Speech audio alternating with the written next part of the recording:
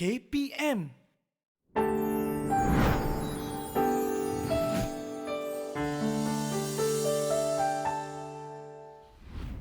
A'udzubillahi minasyaitonirrajim. Bismillahirrahmanirrahim. Alhamdulillahirabbil alamin wassalatu wassalamu ala asyrafil anbiya'i wal mursalin wa ala alihi wa sahbihi ajma'in.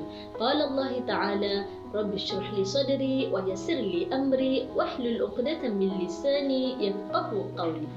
Amma ba'd. Assalamualaikum warahmatullahi wabarakatuh. Apa khabar anak-anak dan adik-adik yang dirahmati Allah Subhanahu wa taala sekalian? Apa khabar sidang penonton? Apa khabar juga sahabat-sahabat saya yang sedang menonton ni? Terima kasih yang tidak terhingga kerana sudi menonton. Dan semoga sedikit sebanyak perkongsian yang akan saya sampaikan pada hari ini akan dapat memberi manfaat kepada kita semua, insya-Allah. Anak-anak dan adik-adik semua ni, ada tak kawan baik ataupun sahabat baik? Takkan tak ada kawan kan? Takkan kita nak jadi jadi kera sumbang pula kan? Tak ada kawan, tak ada sahabat, duduk sorang-sorang je. Masa saya kecil pun saya ada ramai kawan. Cuma mungkinlah peredaran zaman teknologi ni tak samalah macam zaman saya dulu. Zaman sekarang ni anak-anak ni lebih berkawan secara online kan. Tapi tak kisahlah apa cara sekalipun kita berkawan, hargailah nilai persahabatan yang terjalin tu. Macam saya, kawan-kawan saya, ada yang dah bertahun dah kami kawan. Ada juga yang dah berbelas tahun, berpuluh tahun pun ada ya.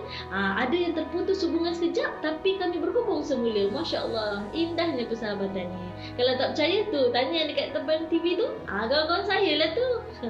Satu perkara yang saya nak bagi tahu pada sahabat-sahabat saya yang menonton siaran pada pagi ni. Sahabat-sahabatku, ana uhibbukum fillah. Saya sayang kamu semua semata-mata kerana Allah, insya-Allah. Baiklah anak-anak dan adik-adik sidang penonton sekalian, agaknya apa tajuk yang saya nak kongsikan pada hari ini ya?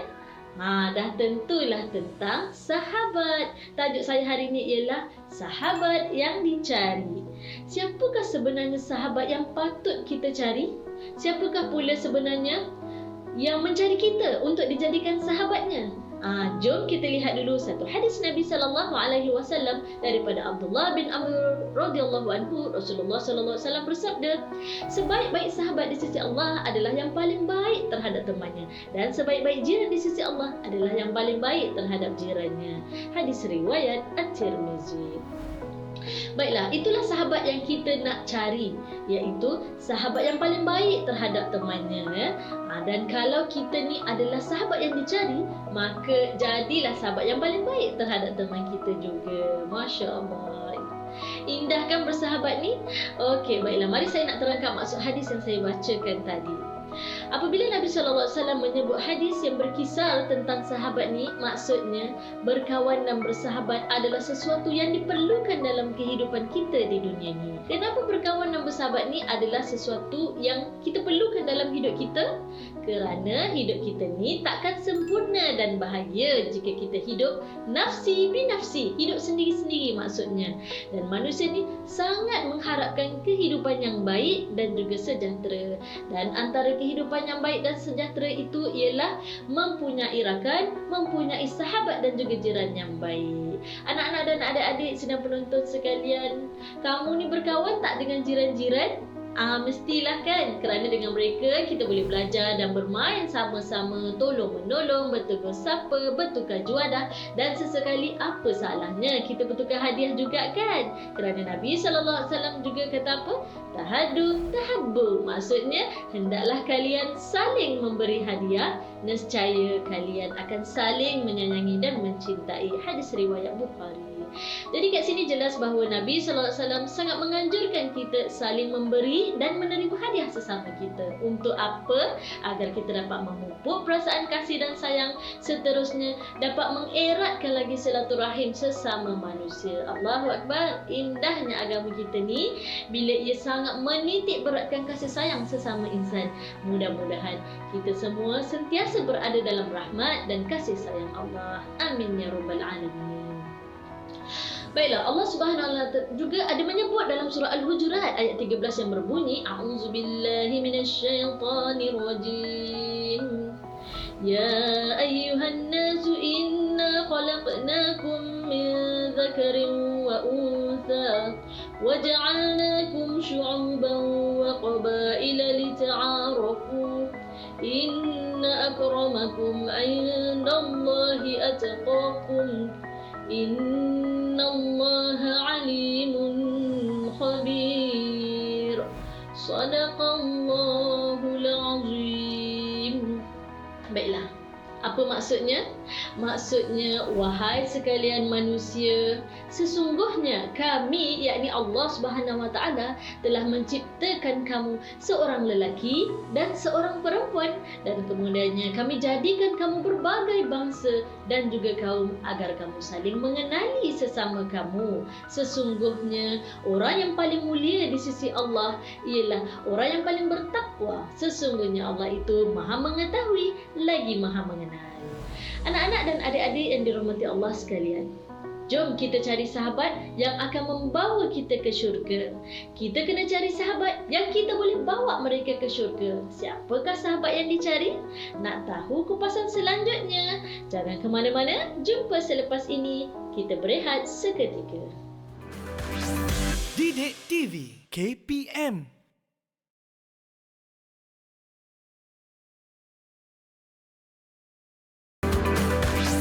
Didik TV KPM. Bertemu kita kembali, anak-anak dan adik-adik, senang penonton, rakan-rakan dan sahabat-sahabat yang dirahmati Allah sekalian. Ahlan bikum min jadid. Sahabat yang dicari, siapakah dia? Seperti mafhum dalam hadis yang saya sebut pada awal tadi, kita mencari sahabat yang paling baik terhadap temannya, iaitu siapa? Kita lah. Jadi untuk tu kita juga perlu jadi sahabat yang paling baik terhadap teman dan rakan kita. Betul kan? Nak orang baik dengan kita, kita pun kenalah baik, jujur, ikhlas dengan orang lain juga. Jadi macam mana cara nak cari atau nak jadi sahabat yang baik pada teman-teman kita ni? Yang pertamanya, mempunyai akal yang baik. Nak jadi sahabat yang baik, Imam Al-Ghazali kata, yang pertama mestilah ada akal yang baik. Maksudnya di sini, nak cari kawan yang berakal, bukan berkawan dengan orang gila atau akalnya kurang sihat. Berkawan dengan orang gila, silap-silap nanti kita pun sama jadi gila. Na'udzubillah. Berkawan dengan orang yang akalnya tidak baik, bimbang nanti kita juga ikut sama menjadi seperti mereka. Orang yang mempunyai akal yang baik akan selalu berfikiran positif. Orang yang selalu berfikiran negatif pula akan selalu mencari salah orang lain. Dia je yang betul kan? Berkawan dengan orang yang macam ni nanti akibatnya akan membawa permusuhan dan menyakitkan hati je. Betul tak? Baiklah. Syarat yang kedua yang dinyatakan oleh Imam Al-Ghazali untuk menjadi atau mencari sahabat yang baik, mestilah ada akhlak yang macam mana? Mempunyai akhlak yang baik, pandai berkawan dan bersahabat dengan orang yang baik akhlaknya akan menjadikan kita ni juga terpelihara dari melakukan dosa, kerana kawan dan sahabat yang baik akhlaknya akan sentiasa menegur bila kita tersalah dan tersasar. Dia akan mengajak kita kembali kepada kebenaran dan juga kebaikan. Janganlah kita berkawan dan bersahabat dengan orang yang buruk akhlaknya, iaitu orang yang tak dapat mengawal dirinya ketika marah ataupun mengawal dirinya ketika melakukan maksiat kepada Allah Subhanahu Wa Taala. Baiklah, syarat ketiga untuk menjadi atau mencari sahabat yang baik, Imam Al-Ghazali berkata, jadilah atau carilah orang yang soleh dan solehah untuk menjadi sahabat kita, ataupun kita sendiri yang jadi seorang yang soleh dan solehah untuk menjadi sahabat kepada teman kita. Jangan jadi atau cari sahabat yang fasik. Apa dia fasik tu? Fasik ialah orang yang selalu melakukan dosa-dosa besar. Apa bahayanya orang fasik ni? Orang fasik ni adalah orang yang tak takutkan Allah Subhanahu Wa Taala. Anak-anak dan adik-adik, nak ke berkawan dan bersahabat dengan orang yang tak takutkan Allah ni? Kalau dengan Allah pun dia tak rasa takut buat dosa, apatah lagi dengan kita sesama manusia kan? Lagilah dia tak takut nak khianat ataupun nak ambil kesempatan pada kita. Betul tak? Jadi jauhkan dari mencari atau menjadi sahabat yang fasik, tapi cari atau jadilah sahabat yang soleh dan solehah. InsyaAllah persahabatan macam ni akan kekal hingga ke syurga. Baiklah, syarat yang keempat yang dinyatakan oleh Imam Al-Ghazali untuk mencari atau menjadi sahabat yang baik. Okey, apa dia? Cari atau jadilah sahabat yang tidak terlalu cintakan dunia. Kenapa Imam Al-Ghazali menghalang kita dari mencari atau menjadi sahabat yang terlalu cintakan dunia? Kerana orang yang cintakan dunia ni ibarat racun yang dapat membunuh diri. Orang yang terlalu cintakan dunia ni akan sanggup melakukan apa saja demi mencapai kenikmatan dunia. Orang yang terlalu cintakan dunia akan sanggup menikam kawannya dari belakang semata-mata untuk capai apa yang dihajatinya. Orang yang terlalu cintakan dunia ni juga biasanya dia sendiri tak sanggup bersama dengan kita waktu kita susah. Tapi waktu kita senang, mereka lah yang datang dulu kat kita kan. Jadi berhati-hatilah anak-anak dan adik-adik. Carilah dan jadilah sahabat yang hanya bersederhana dengan kenikmatan dunia. Kerana orang yang bersederhana dengan kenikmatan dunia akan sentiasa setia dan ada bersama dengan kita di saat kita susah maupun senang. Seterusnya, syarat kelima, bagaimana nak mencari atau menjadi sahabat yang baik seperti yang digariskan oleh Imam Al-Ghazali. Carilah dan jadilah sahabat yang tidak suka menipu atau berdusta. Carilah dan jadilah sahabat yang jujur dalam setiap perkara. Orang yang suka menipu akan terus selalu menipu. Orang yang suka menipu akan selalu mengambil kesempatan.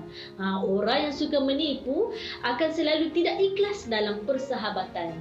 Jadi anak-anak dan adik-adik sekalian, penuhilah 5 syarat untuk mencari atau menjadi sahabat yang baik. Baiklah, saya ulang semula ya. Yang pertama, carilah atau jadilah sahabat yang ada akal yang baik. Yang kedua, carilah atau jadilah sahabat yang mempunyai akhlak yang baik. Yang ketiga, carilah atau jadilah sahabat yang soleh dan solehah. Yang keempat, carilah atau jadilah sahabat yang tak terlalu cintakan dunia. Dan yang kelima, carilah atau jadilah sahabat yang tak suka menipu atau berdusta. Kalau kita dapat 5 syarat ni, insya-Allah kita boleh dapat sahabat yang baik. Dan kita juga boleh jadi sahabat yang baik, yang bukan hanya bersahabat di dunia, malah akan terus berkawan dan bersahabat hingga ke syurga. Mudah-mudahan insya-Allah ya. Jadi anak-anak dan adik-adik sekalian, dah jumpa dah sahabat yang dicari? Alhamdulillah, ada yang dah jumpa tu, ada yang belum jumpa. InsyaAllah berusahalah dan bermohonlah kepada Allah yang Maha Mendengar agar dipertemukan dengan sahabat yang dicari. Kemudian jagalah persahabatan yang terjalin dengan memenuhi 5 syarat-syarat tadi. Jom kita terus mencari sahabat sejati. Adik-adik, sahabat saya ni jangan ke mana-mana dulu ya. Kita jumpa selepas ini. Didik TV KPM.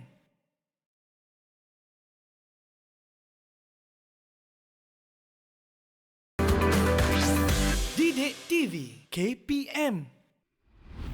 Ahlan bikum min jadid, anak-anak dan adik-adik yang dikasihi. Terima kasih kerana masih setia menemani saya dalam misi pencarian sahabat yang dicari.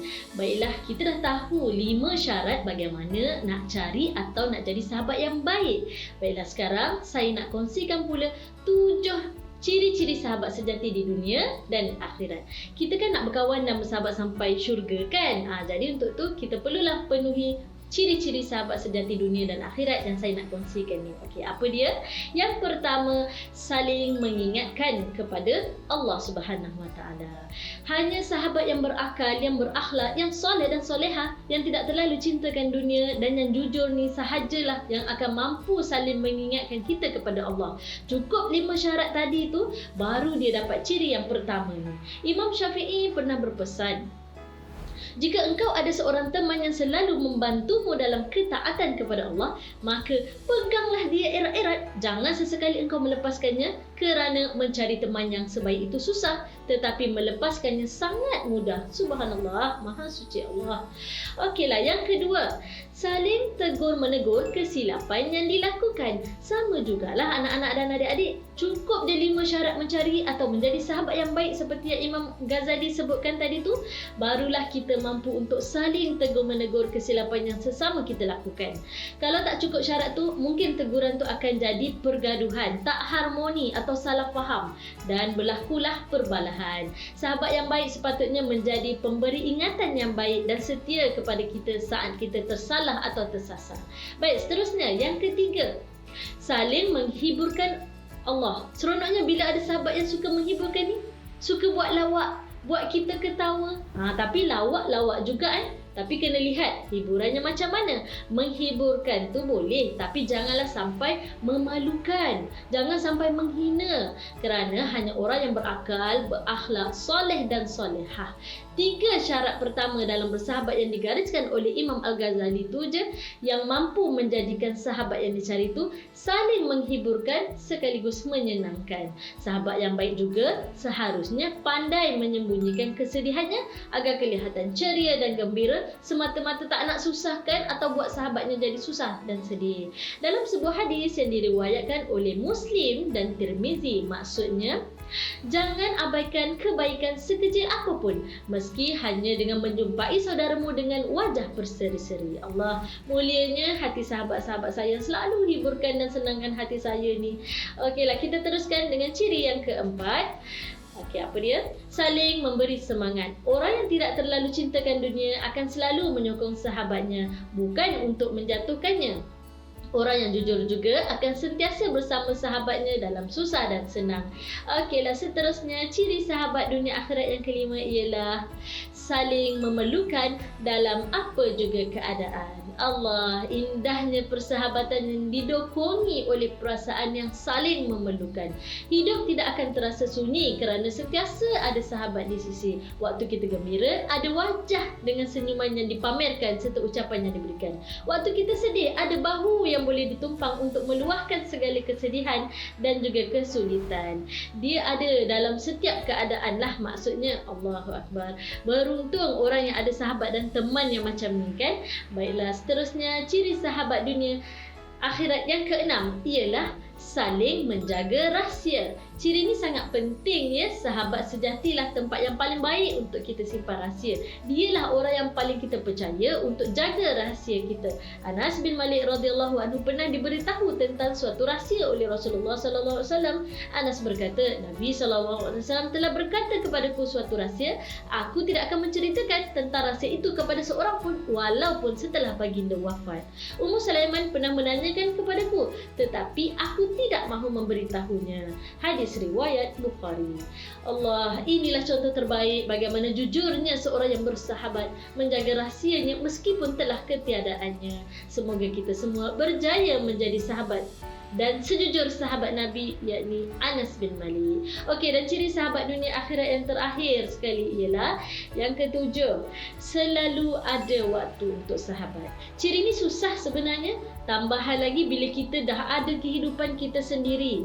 Kadang-kadang kita tak ada masa untuk sahabat kita tu. Tapi itulah ciri-ciri sahabat dunia akhirat yang patut kita cari dan jadi sahabat yang baik. Tidak akan mencari alasan, apatah lagi melengah-lengahkan masa untuk bersama dengan sahabat baiknya sendiri, sehingga kan waktunya yang sibuk pun dikatakan tak sibuk hanya untuk sahabatnya semata-mata. Masya Allah, ini sangat penting, apatah lagi di saat sahabat kita sangat memerlukan untuk meluahkan kesedihan, minta bantuan atau pendapat daripada kita. Sahabat yang tak perlu lagi dicari, tapi sepatutnya selalu ada di sisi.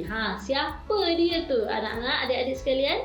Ya, tidak lain tidak bukan, sahabat itu ialah Al-Quranul Karim. Dalam sebuah hadis yang bermaksud, bacalah Al-Quran, sesungguhnya ia akan datang pada hari kiamat menjadi pemberi syafaat bagi orang-orang yang bersahabat dengannya. Hadis riwayat Muslim.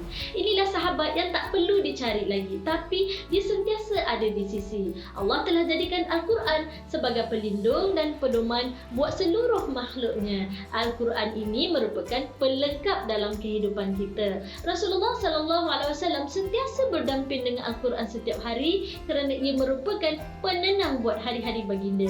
Al-Quran merupakan madu Allah yang diutuskan untuk menjadi panduan buat seluruh umat manusia. Dan Al-Quran ini merupakan antara mukjizat terbesar bagi Nabi Muhammad sallallahu alaihi wasallam. Baiklah, mulai hari ini jangan kita abaikan sahabat kita Al-Quran ni ya. Kita baca setiap hari. Mudah-mudahan dialah yang akan menjadi penyelamat kita di akhirat nanti. Jaga diri, hiasi peribadi. Jadilah sahabat sejati, sahabat yang dicari. Ke sawah tidak berlubuk, ke ladang tidak berarang. Bersahabat tak tunggu esok, dapatkan cinta dan kasih sayang. Aku liqauli hadza wa astaghfirullahal azim wa lakum. Wassalamualaikum warahmatullahi wabarakatuh. Jumpa lagi.